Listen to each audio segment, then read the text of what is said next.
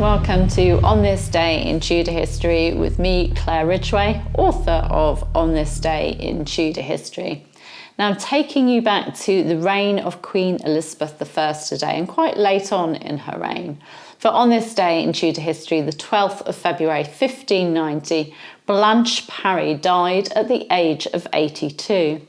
She'd served Queen Elizabeth I loyally as Chief Gentlewoman of the Privy Chamber, Keeper of the Queen's Jewels and Furs, and Keeper of the Queen's Books. Now here are some facts about this woman who was also a mother figure, friend and confidant to the Queen. Blanche was born in around 1507-1508 and was the daughter of Henry Miles of Bacton, Herefordshire, Sheriff of Herefordshire, and his wife Alice Milbourne. Her family were of the gentry class from the border between England and Wales. Her paternal grandparents were from Glamorgan in Wales, her grandfather being Miles ap Harry, i.e. Miles, son of Harry, and that's where Blanche's name comes from. Blanche was related to the Herbert family and the Earls of Pembroke, and William Cecil, Lord Burleigh, was her cousin and also her good friend. In 1533, she was one of baby Princess Elizabeth's rockers, i.e. a lady who rocked the princess's cradle. She went on to serve the princess as a lady-in-waiting.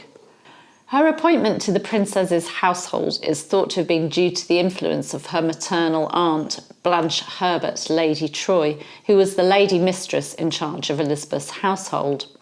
Blanche spoke Welsh and English, and it's thought she may have taught the young Elizabeth Welsh.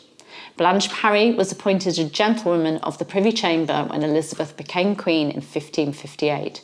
And she succeeded Catherine Ashley as Chief Gentlewoman of the Privy Chamber after Ashley's death in 1565. It is not known when she became the Queen's Keeper of the Jewels, but she served in that position until 1587. She was also in charge of the books presented to the Queen. Her position in the Queen's household meant that she was intimate with the Queen, helping her wash, dress, and she also slept with her in her chamber. She also wrote letters on behalf of the Queen. Blanche's close relationship with the Queen meant that she was often used as an intermediary for those wanting something from the Queen, and she certainly was able to help her relatives. Blanche never married. She lost her sight towards the end of her life, which forced her to pass on the responsibility of looking after the Queen's jewels to another lady, Mary Radcliffe. Blanche died on this day in 1590 and was buried in St Margaret's, Westminster, on the evening of the 27th of February. The Queen, whom she'd served for 57 years, paid for her funeral, and she was given funeral rites which were usually reserved for a baroness. The chief mourner at her funeral was her great-niece, Frances Lady Borough. Blanche has a marble and alabaster monument in St Margaret's, and the inscription on it reads, "Hereunder is entombed Blanche Parry, daughter of Henry Parry of Newcourt in the county of Hereford, Esquire, gentlewoman of Queen Elizabeth's most honourable bedchamber, and keeper of her Majesty's jewels, whom she faithfully served from her Highness's birth. Beneficial to her kinsfolk and countrymen, charitable to the poor, insomuch that she gave to the poor of Bacton and Newton in Herefordshire 70 bushels of wheat and rye yearly, for ever, with divers sums of money to Westminster and other places for good uses. She died a maid in the 82 years of her age, the 12th of February 1589.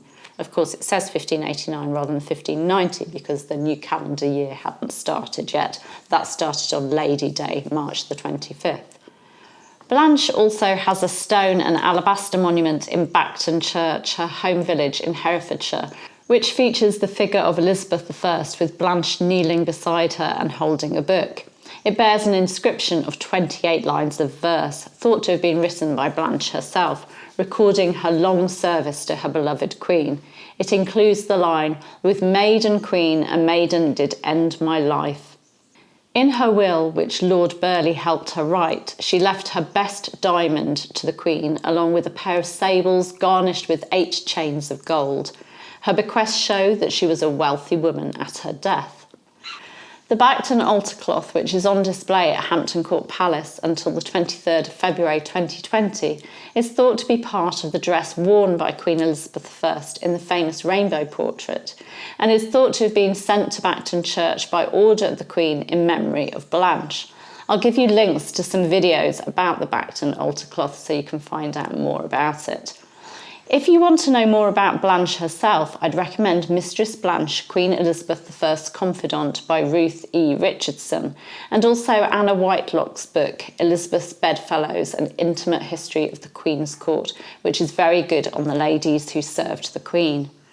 Also on this day in Tudor history, the 12th of February 1554, Lady Jane Grey and her husband Lord Guildford Dudley were executed. And you can find out more about that in my video from last year, which I'll also give you a link to.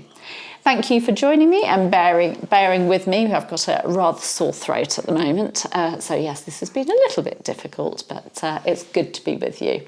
You can subscribe to the channel by clicking round about there, and you can hit the bell to be notified as videos go live. You can, of course, give me a like and leave me a comment. Thank you. Bye-bye.